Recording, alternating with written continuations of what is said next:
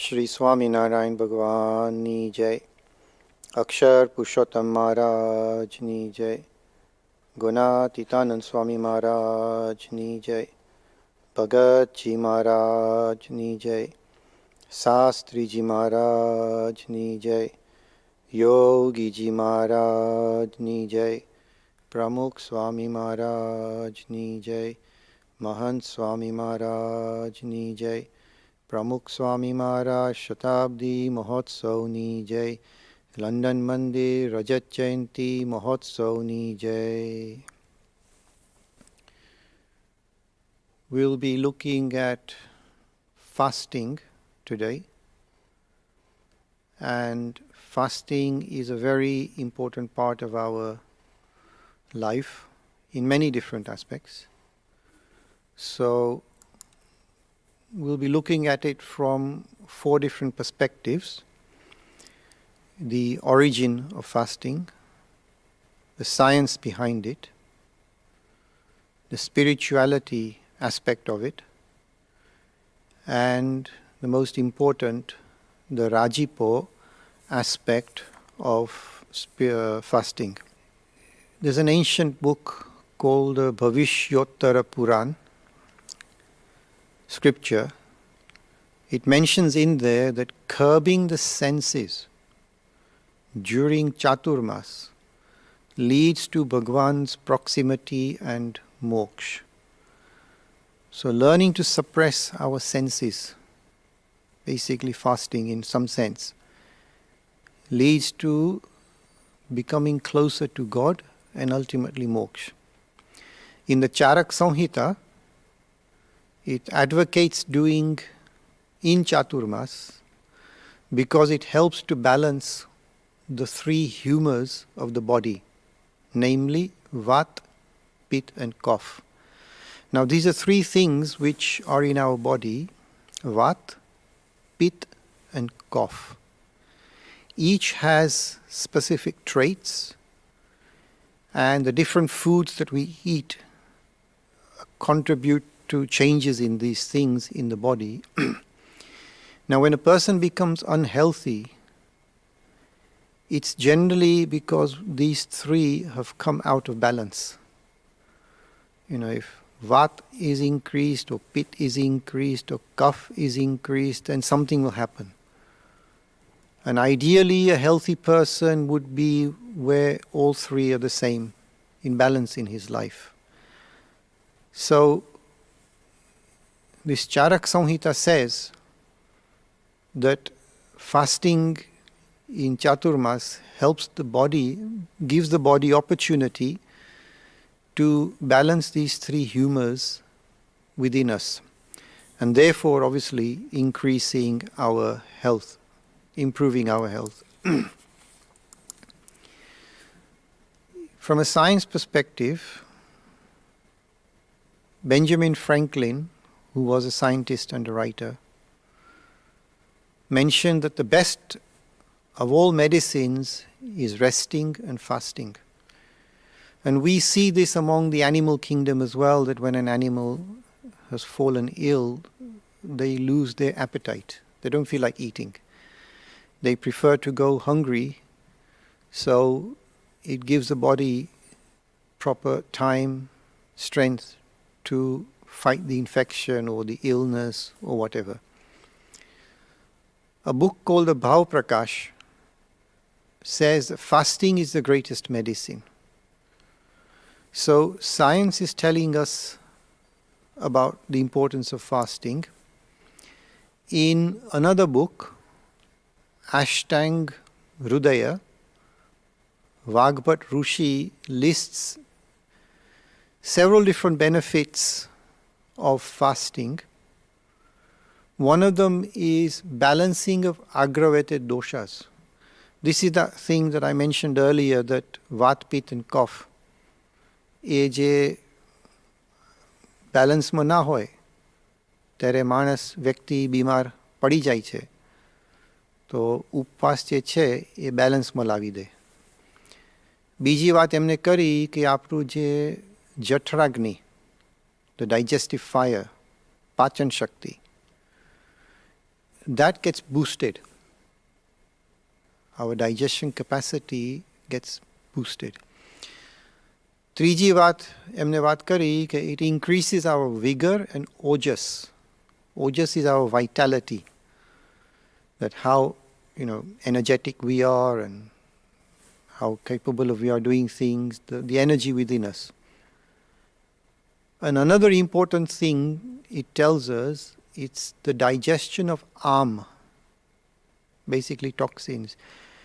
એટલે when our body is not able to digest food effectively, for example, some people don't chew their food, they just sort of wolf it down. So the stomach ends up having pieces of food, bit pieces of rotli, pieces of potato and other things. Now that has to be broken down before it can get passed on to the intestines. So obviously it takes more effort by the body, by the stomach, and may not get digested effectively if our digestive fire is weak. And in India, it is mentioned in our Ayurvedic scriptures that when the weather is like mostly in Britain cloudy and things like that, because the sun is not there, the sunlight helps in digesting food, and the sun is not there because of the clouds. On top of that, it's raining and damp. Our body's digestive capacity goes down. And in that scenario, at the same time, a person is not masticating their food effectively. So what happens is is created in the body, toxins, and this builds up. People talk about joints being stiff or not feeling well and this and that. It's and digestion of happens when we fast. Basically, cleansing of the body, removing of the toxins in the body. So science is also telling us the importance of fasting. Obviously, there's a lot more aspect to this aspect of fasting. Like there's a terminology called autophagy. It means autophagy is the body's way of cleaning out damaged cells in order to regenerate newer, healthier cells. Now, we're not going too detailed into this aspect of it because it's very intricate and in depth. Obviously, people can look it up and find out more details about the mitochondria aspect of this thing and so on, what actually happens.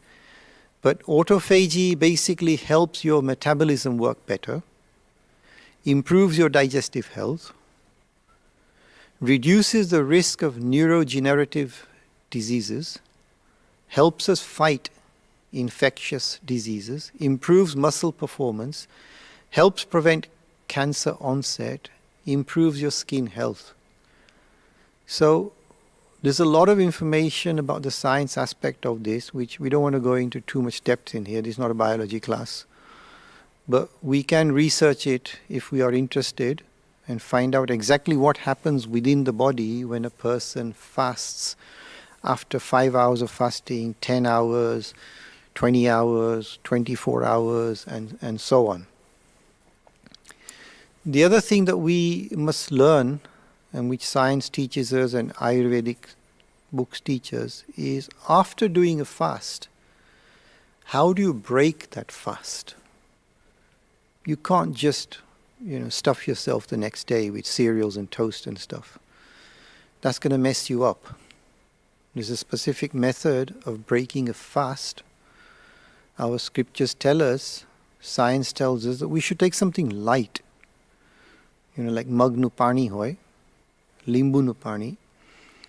In the current environment, Param Pujya Mahan Swami Maharaj gives us the guidance that when taking lemon water, limbu nu pani, don't use sugar, instead use gaur.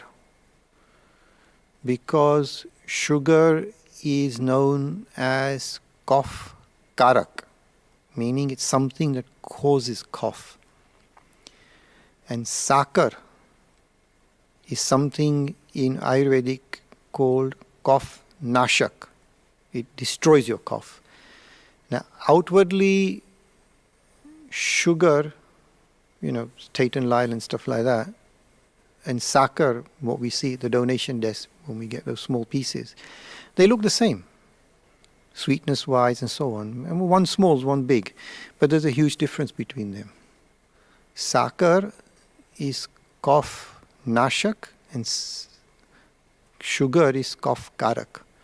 So either we use sakar or we use gaur in place of sugar when we make our limbu pani. Some people take valyari nupani, any અંદર પણ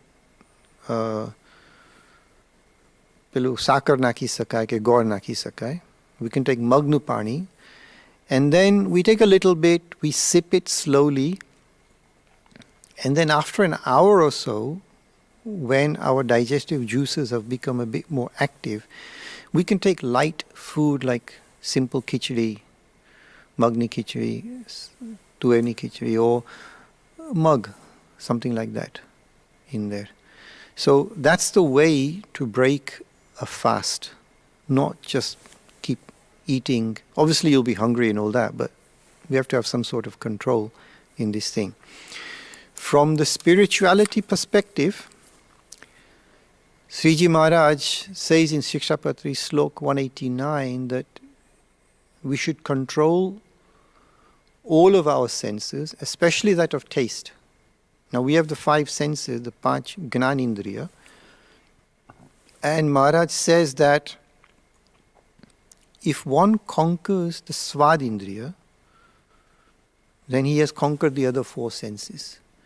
Because the other 4 senses get their nourishment from the Swadindriya, the food that we eat. It's the food that generates the calories, gives us the energy. That's why on Upas days, people feel like as if the air is out of the balloon. You don't feel like doing anything, you're not interested in anything. It's because there's no energy going in.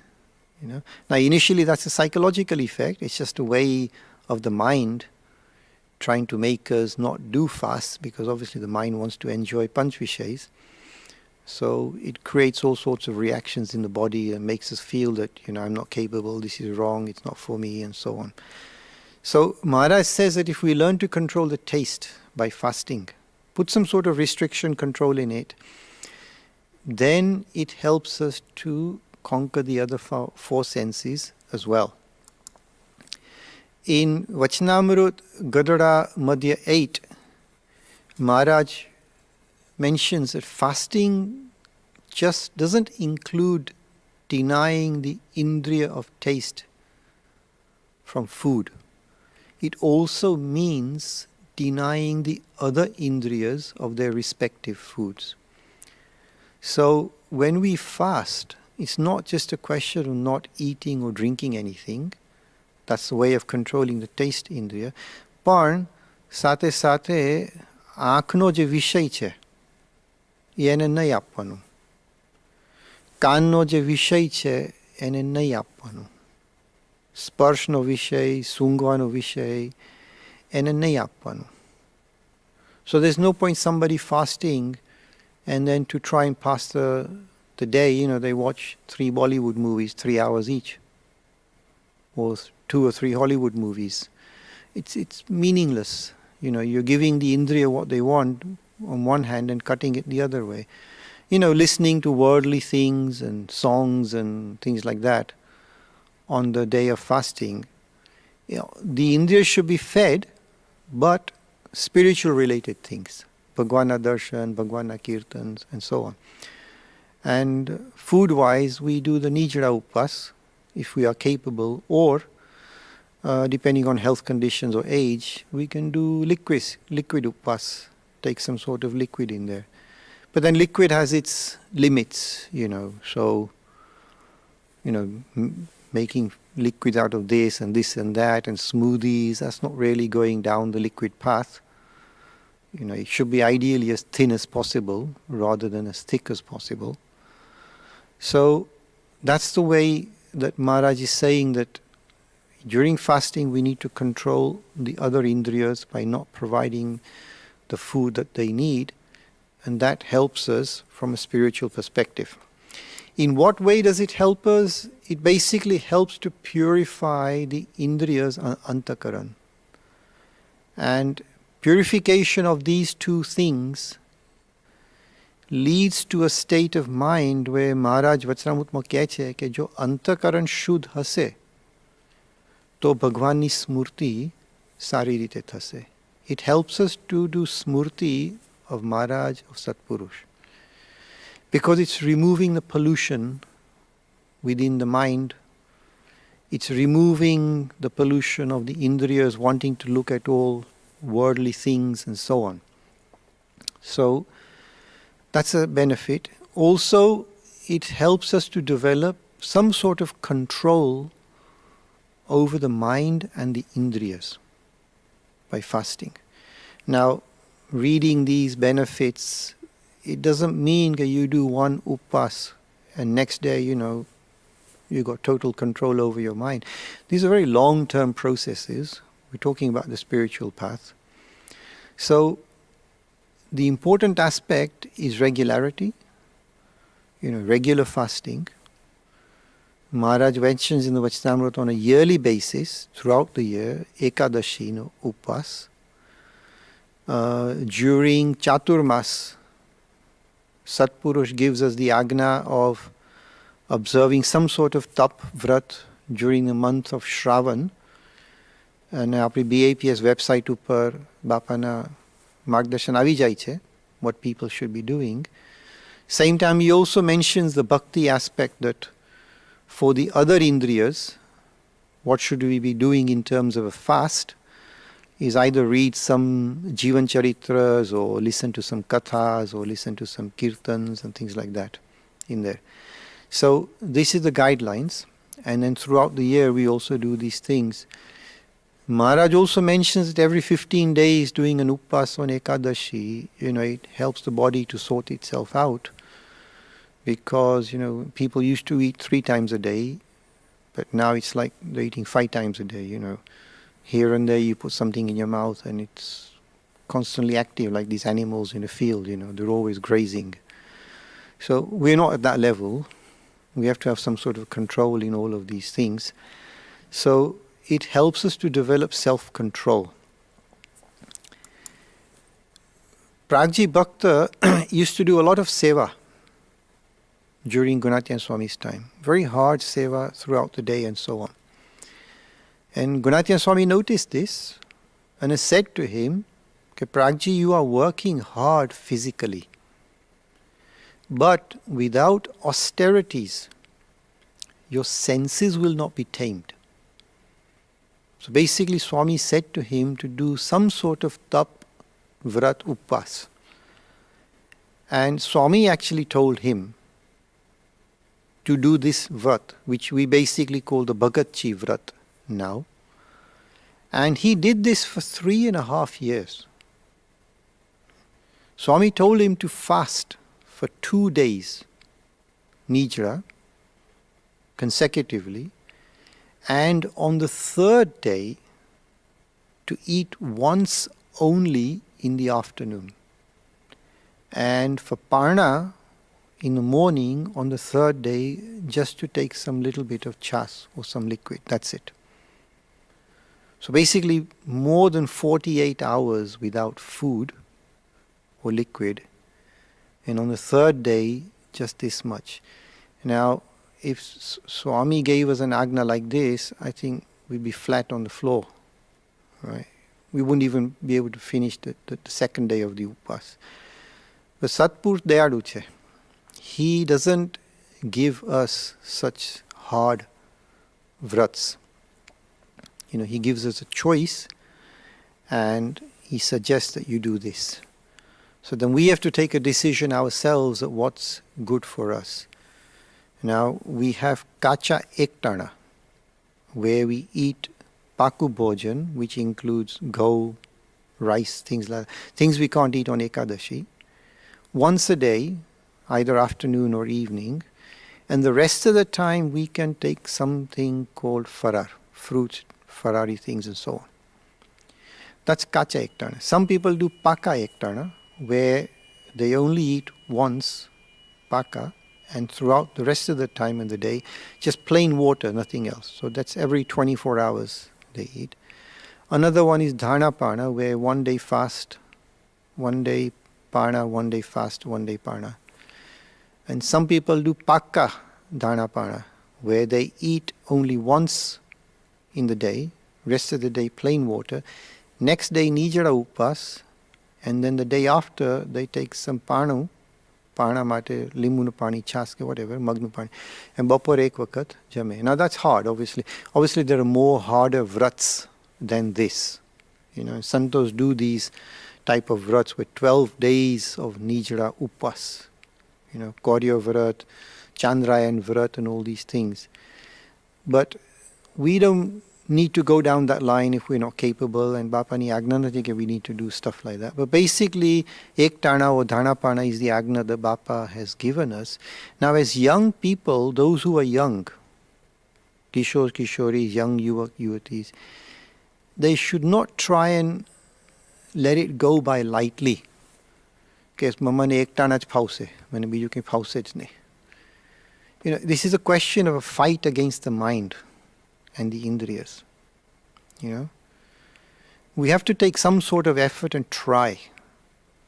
Don't just give up Marathi nahi thai. There should be some sort of effort behind this thing. So dhanapana is the good, because obviously you're not going to be able to do that in your age as you get older, later in your life, but should do it while you are young. We've heard stories of baraks, 7, 8-year-old baraks, doing dhanapana. If a kid can do that, in Bapani je main agna je છે 5 upas Sasiji Maharaj ni. એમાં પણ કેટલાક બાળકો બી સાંભળે કે 8, 9, 10-year-olds are doing nijra upas. So it's not a question of something wrong with my body, it's more a question of maybe something wrong with the mind. So at least we should aim for dhanapana, and maybe at least do 2 weeks and then 2 weeks kacha ektana or paka ektana or something like that. So Gunatya Swami gave Bhagachi Maharaj a very hard vrat to do, and Bhagachi Maharaj fulfilled that for 3.5 years. And on top of that he did 23 hours seva and slept for only 1 hour a day. The last aspect that we want to look at regarding this aspect of fasting is the main aspect for us is the rajipo. The scientific basis behind it, the spiritual basis behind it. That's like the byproduct of doing fasting. The product, why we should do fasting, is Satpurusha Rajipo. Satpurush says it, that's it, we do it. If there is a scientific basis behind something that Swami tells us, that's fine. If there isn't, that's fine as well. We should not ask, but what does science say about this? We should be asking, what does Swami say about it? So the Rajipo aspect is very important in this thing. If we look at Pujya Kothari Swami, Sadguru Sant, Mumbai na, first time that Yogiji Maharaj gave him an upvas as a yuvak, he started vomiting, he started feeling things in his stomach. And when something like that happens, a person of a lesser willpower would immediately say, okay, Swami, look, upvas is not for me, I vomit, I got a feeling in my stomach and this and that. But actually, is it really fact, or is it the mind using a certain means to make you stop doing a fast? So when Kothari Swami had these things happening to him, he didn't stop. એમને નક્કી કરેલું કે યોગીજી મહારાજે કીધું છે કે નિદ્રા ઉપવાસ એટલે નિદ્રા ઉપવાસ કરવાનું જ. મનને જેટલા ડંફારા મારવા હોય એ મારે. But it's not going to affect me. And he did that. That first upvas was hard, because his body wasn't accustomed to it, and obviously his mind was definitely not accustomed to it, but he did it. But Kothari Swami says that because he fulfilled Swami's ruchi and he got Swami's rajipo, he was able to do 7 Nijra upasas every month for many, many years. It's like only in the 90s the Kothari Swami stepped down from 7 to 5. And that's not because he wanted to. It's because Santos spoke to Pramukh Swami કે સ્વામી કોઠારી સ્વામીની તબિયત આવી છે અત્યારે, તો આપ આજ્ઞા કરો કે 7 નિજળા ઉપવાસ કરે છે તો 5 ઉપવાસ કરે મહિને. So even before Bapa got a chance to say something, Kothari Swami folded his hands to Pramukh Swami and said કે સ્વામી આપ આજ્ઞા કરો તો 8 નિજળા ઉપવાસ કરીશ. આપણે તો રાજી થઈ ગયે કે મારા હેતવાળા તો છે ખરા, બાપાને વિનંતી કરે છે કે 7માંથી 5 કરો. Seems like I've got some followers, shishya, who understand me and who look after me. But Kothari Swami just folded in કે બાપા આજ્ઞા કરો તો 8 કરીએ. Yeah? Look at his desire. The તપે કરીને ભગવાનને રાજી કરવા અને please get the raji and earn the rajipo of Satpurush. પછી સ્વામીએ આજ્ઞા કરી એટલે 7માંથી 5 ઉપર આવ્યા. But this is after many years. Sastiji Maharaj told young Narayan Swarup to do a fast. This is in the prasang in the first Jivan Charita. And since then, Bapa has done proper upasas. 5 upasas a month. In Shravan Mas, Dhanapana. And within all of that, he continued to do his vichran and other things and so on. So these people, they understand the Rajipo aspect of fasting and they go for it. If there's a chance to get the Rajipo of Satpurush, why not take it? We see chances of making money and we go for it. But Rajipo is an income as well. It's a much better income than money. Money can come and go anytime, And whatever money we've accumulated in this life, once these 2 eyes close, that's it, it's finished. But Rajipo accumulates and it comes with us. Sriji Maharaj in Karyani 10 Vachnamrut says that in order to please God, Naradji performed stringent austerities by enduring cold and heat, hunger and thirst for many yugs. And due to this, he was able to please God. In the same way, a person who is wise deliberately performs austerities by restraining his body and indriyas. મહારાજ કહે છે કે સત્સંગમાં જે સમજુ હોય એ જાતે આવી રીતે તપ વ્રત કરે, પોતાના દેહને દમન કરે, ઇન્દ્રિયોને મારે ઉપવાસ કરવાથી. અને મહારાજ કહે છે કે અમે તપે કરીને રાજી થતા હોઈએ છીએ. સ્વામીની વાત 3જા પ્રકરણની નંબર 11. મહારાજ સેઝ એક વખત ગામ જાડિયામાં શ્રીજી મહારાજ બહુ વાર પડીને જાગ્યા. પછી સર્વે સંતે પૂછ્યું છે, હે મહારાજ, આજ તો તમે બહુ પડી રહ્યા. ત્યારે મહારાજ બોલ્યા છે, તમે બહુ તપ કર્યું તે અમે રાજી થયા. Now look at the vrats and the taps that Maharaj gave the Paramhansas. So many hard upasas and vrats. And these santos fulfilled these vrats effectively as per Maharaj's wish. So Maharaj કહે છે કે તમે બહુ તપ કર્યું તે અમે રાજી થયા. કઈ રીતે રાજી થયા? ત્યારે મહારાજ બોલ્યા છે, તમે બહુ તપ કર્યું તે અમે રાજી થયા, માટે આજ તો તમારા સારું અમે ધામ જોવા ગયા હતા. So Maharaj goes to all these different loks, dhams, and eventually he comes to Akshardham. પછી અમે ચાલી નિસર્યા તે અક્ષરધામમાં ગયા. તે અક્ષરધામના મુક્તે દિવ્ય સિંહાસન ઉપર પધરાવીને અમારી પૂજા, આરતી અને સ્તુતિ કરીને બેઠા.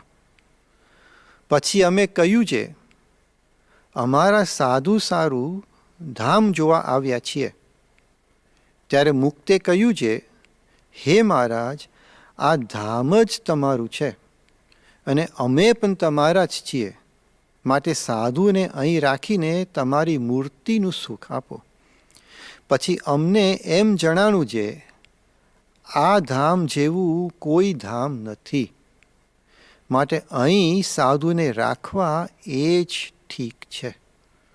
તો કેટલા બધા રાજી થયા મહારાજ.